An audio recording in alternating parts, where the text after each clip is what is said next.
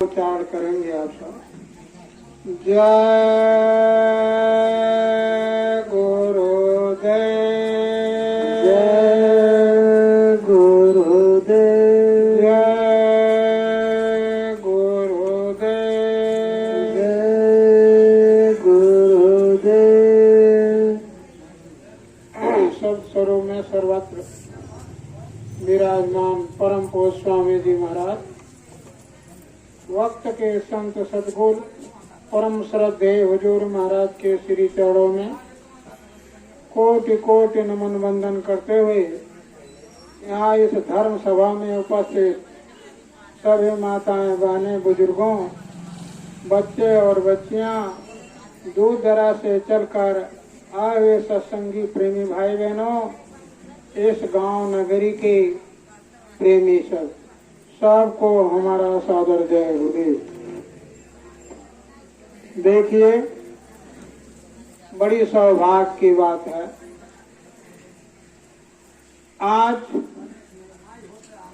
वर्ष के दिन में रक्षाबंधन का एक बहुत बड़ा त्योहार माना जाता है।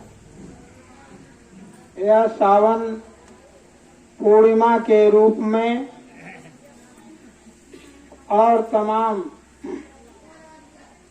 धर्म के लोग इसे बहुत अच्छी तरीके से जो है मनाते हैं। आज हर्ष उल्लास के साथ हमारे भाई बहनों में इतना सौहार्दपूर्ण प्रेम बड़ा मुश्किल से देखने को मिलता है। ये भाई बहन का जो रिश्ता है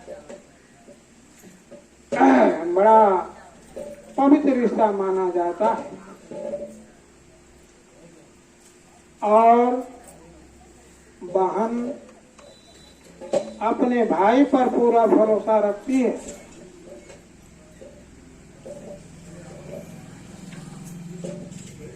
जब तक हमारे भैया हैं तब तक हमारे ऊपर कोई आंच नहीं लग।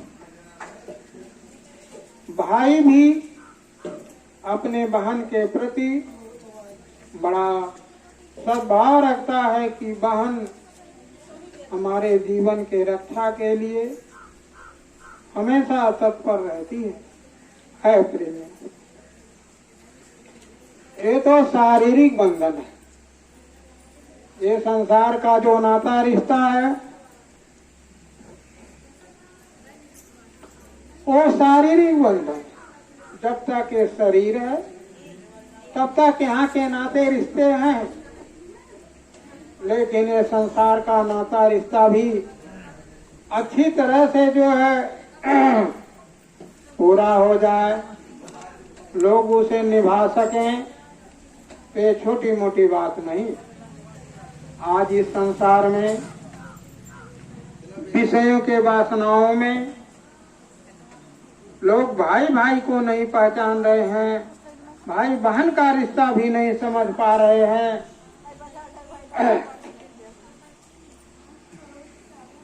भगवान राम ने जिस समय शक्ति बाण लगा था, सोचने लगे, रामायण में लिखा है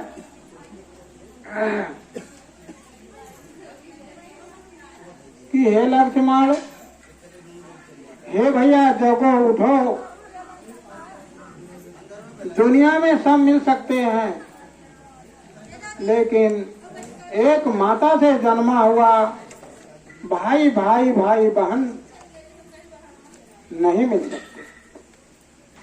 ऐ प्रेमियों, इसी तरह से इस संसार को वह महाप्रभु ने जब जीवों को पठाया तो कहा सभी जीव एक समान हैं, कोई जीव छोटा कोई जीव बड़ा नहीं, सब मिल करके रहना और फिर जब जरूरत पड़े तो मेरे यहाँ चले आना। मैं काल के हाथ में बेच नहीं रहा हूँ, लेकिन देखिए जिस तरह से इस संसार में हम लोगों के बीच में कुछ ऐसे तत्व मिल जाते हैं, भाई भाई का रिश्ता खत्म हो जाता है, भाई बहन का रिश्ता खत्म हो जाता है, उसी तरह से काल ने एक ऐसा विधान बना दिया जिसको वेद विधान कहा जाता है। उस वेद विधान के अंतर्गत जीवों के अंदर कर्म का एक बहुत बड़ा साजिश रच दिया, जिसके कारण उस साजिश के कारण जीव कर्म कांड में पड़ करके अच्छे और बुरे कर्म करने के लिए वो मजबूर कर दिया। और उसी मजबूरी में ये सारे जीव कोई अच्छा कोई बुरा कर रहे हैं, जिससे उसने जो है स्वर्ग और वैकुंठ और नरक के यातनाएं में जीवों को बड़ा कठोर कष्ट दे रहा है। लेकिन है प्रेमी, जब वो सतगुरु, वो पुरुष जो हमारा पिता है, जो हमारी असली घर है, हमारा मालिक है, उसको बहुत दर्द उठता है। और जब दर्द उठता है तो हमारे आपके बीच में वो आता है। जिस तरह से ये बहने एक इरादा लेकर के आती हैं कि हम भाई के कलाई में जो है ये अच्छा सूत बांध देती हूँ, मेरा भाई साल भर खुशहाल रहे।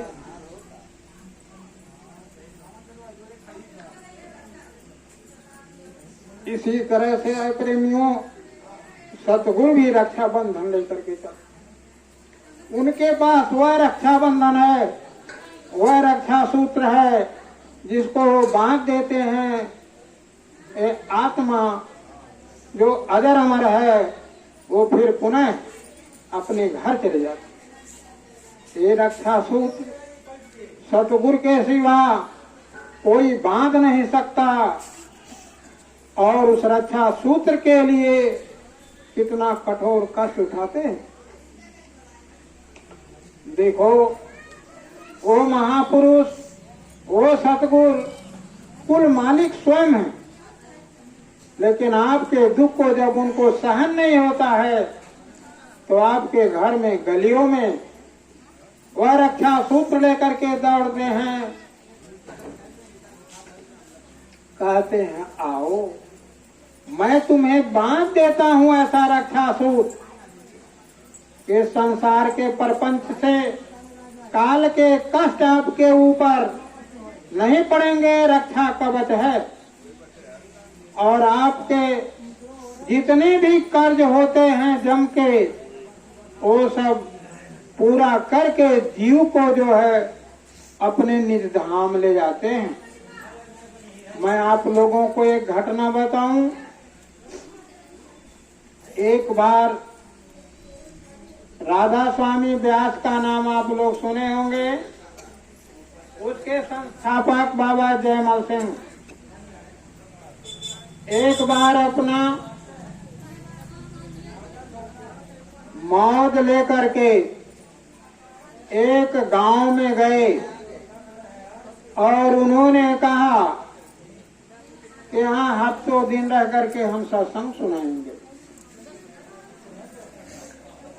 शाम को उस गांव का एक जमींदार भी सत्संग सुनने आया। सत्संग बहुत अच्छा लगा उसको। उसको समझ में आ गया कि हम मृतलोक में फंसे हैं, हमारा ये असली रूप नहीं है, ये तो मेरे आत्मा के ऊपर पृथ्वी जल वायु अग्नि आकाश का इसने खोल बना दिया, जिससे अपने आत्मा का साक्षात्कार मैं नहीं कर पा रहा हूँ। और मेरा घर भी ये नहीं है, एक दिन ये घर छोड़कर को हमको चले जाना है, इस शरीर को छोड़कर चले जाना है और ये सारे नाते रिश्ते सब खत्म हो गए। और जा करके जिनके घर सतगुरु आए थे जयमल सिंह बाबा, उनसे अर्ज करने लगा, अरे भाई तुम अपने गुरु से मुझे नाम दिला दो, मेरी आत्मरक्षा के लिए रक्षा सूत बंधवा दो। वह मोतीराम नाम उसका था। उसने गुरु से अर्ज करने लगा। सुबह कहा, गुरुजी हमारे इस गांव के जिम्मेदार हैं, नाम है हुकुम सिंह, आपसे नाम लेना चाहते हैं। बाबा जयमल सिंह ने कहा कि बेटा बात तो तुम्हारा सही है, लेकिन वो नाम देने लायक नहीं है। उसके कर्म इतने बुरे हैं कि 7 जन्मों तक तपते तावे में जलाए जाते, तब भी जो है उसके कर्म नहीं कर सकते। इसलिए उसको मेरे द्वारा नाम मत दिलाओ। मोतीराम ने पांव पकड़कर कहने लगा कि सरकार यदि आप नहीं उसको जो है संभाल नहीं करेंगे तो इस संसार में वो कैसे उसका आत्मकल्याण होगा।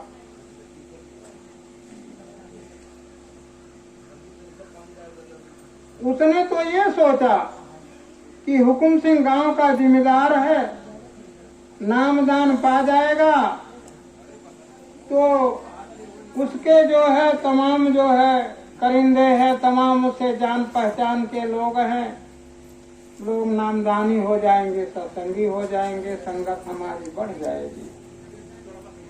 लेकिन गुरु महाराज ने कहा, बेटा इनके बदले हजारों को नाम दिलवा दो, लेकिन हुकुम सिंह को नाम मत दिलाओ। उसने जिद ठान लिया, वो समझा नहीं। कहा, गुरुजी चाहे जैसे है इसको नाम दे दीजिए।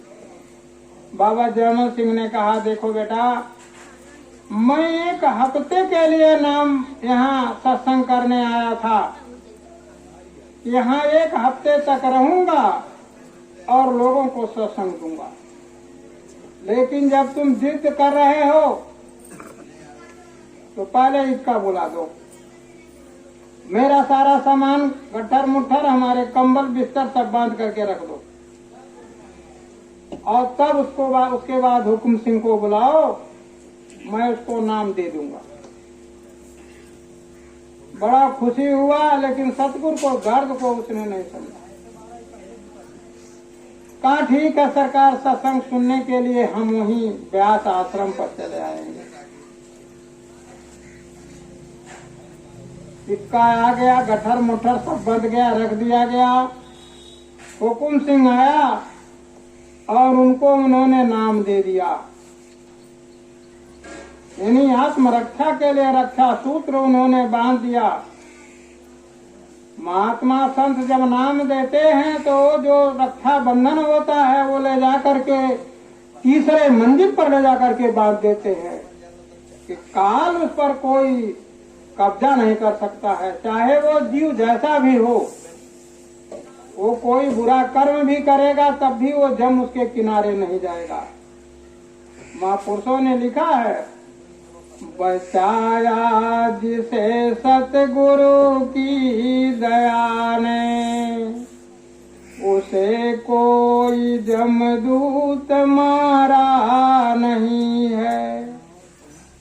हस्ती क्या जमदूत की, मैं बताऊं।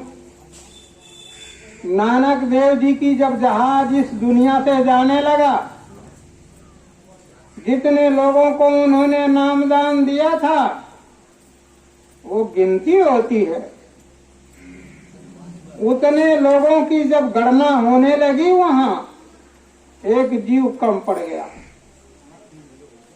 कहने लगे, मैंने तो इतने जीव को नाम दिया था, वो जीव हमारा कहाँ रह गया, कहाँ फंस गया।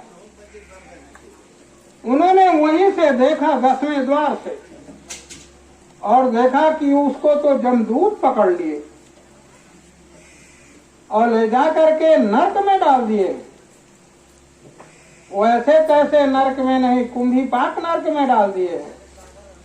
वो तो वहां के जीव तो एकदम सड़ जाते हैं, सिर्फ कंकाल रहता है, क्योंकि वो पीप और खून से बना होता है।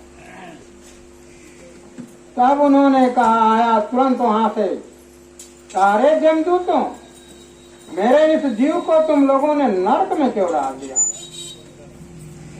उसने कहा, सरकार, नाम तो आपसे लिया लेकिन इसने भजन नहीं किया, इसने गलत कामों में फंस गया, इसलिए इसको हम लोगों ने पकड़ लिया। तुम्हारी हिम्मत क्या मेरे जीव को पकड़ने की?